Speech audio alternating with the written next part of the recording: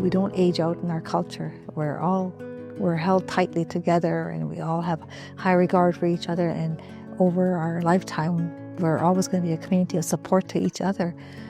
But the systemic part of adoption or taking people away is you are aged out and you're on your own. How unfair it is to that person that had lots of support and now has nothing.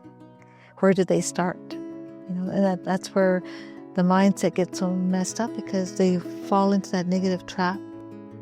They become really lost in their own way, and they don't see no way back to who they should be connecting to, because they weren't given the opportunity to discover that or to reconnect in a positive way. I think during hard times, we feel alone, just to begin with, whether we are actually alone or whether we just feel like we're alone. And it's easy to exist through the world when nobody notices you, when nobody checks on you. It's just, it reinforces that feeling of aloneness. When you're in community and you have people stopping you, even when you don't want to talk to them, even when you dread having to say hi, but they stop and just give you a hug, it fills your heart, and it helps you carry on to the next day.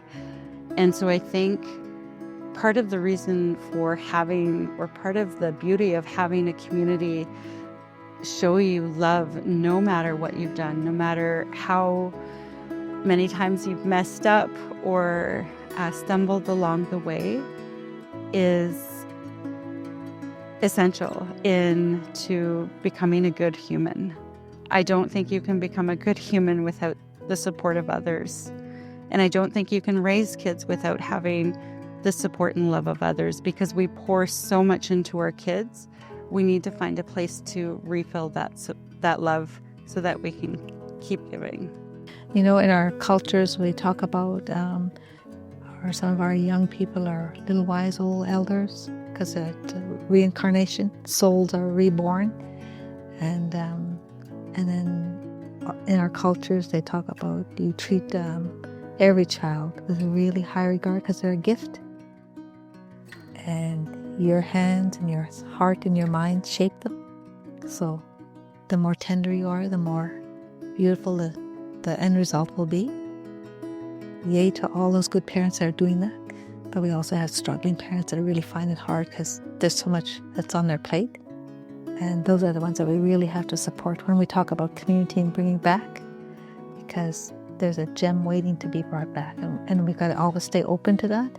There were definitely times in my youth when I was trying to run away from my community, when I was trying to get away from my culture or the things that were happening around me. And there were times when I didn't feel like I belonged. And there were times where situations happened where I was like, I definitely don't belong here. But the power of a community and that unconditional love will just bring you back. Having that sense of belonging and a healthy community, it's the same thing. You can't separate the two things. I think that most times in life, that's all what we want, is we just want somebody to walk with us, carry our burdens with us sometimes, and I think that's what anybody would want, is support for them. How that would look and how it would unfold can be many, many ways, but I think it would take that team effort of people coming together first and dialoguing around that, and what would that look like? When I was pregnant with my first son, I had community members calling me to make sure I was okay. People that I had not normally heard from, making sure that baby was okay and that we had enough food. It was never something I ever expected. I learned so much from that. I learned everybody is family, and you cannot have a healthy community, or you cannot have healthy people without having a healthy community, and we can all take a role in that. I just think it's our responsibility as community members, of people who have learned how to be healthier, to show that love and support to children and youth who may be struggling, especially when they're involved in the system, or especially when their family may be struggling, we need to be that pillar for others. That sense of belonging really ties you and holds you to family and community. That regardless of where you go, you do belong. You belong to something bigger than you are. And that the investment in you as a youth is the reason why you belong so strongly, is because you have a gift that you're going to contribute back to your community.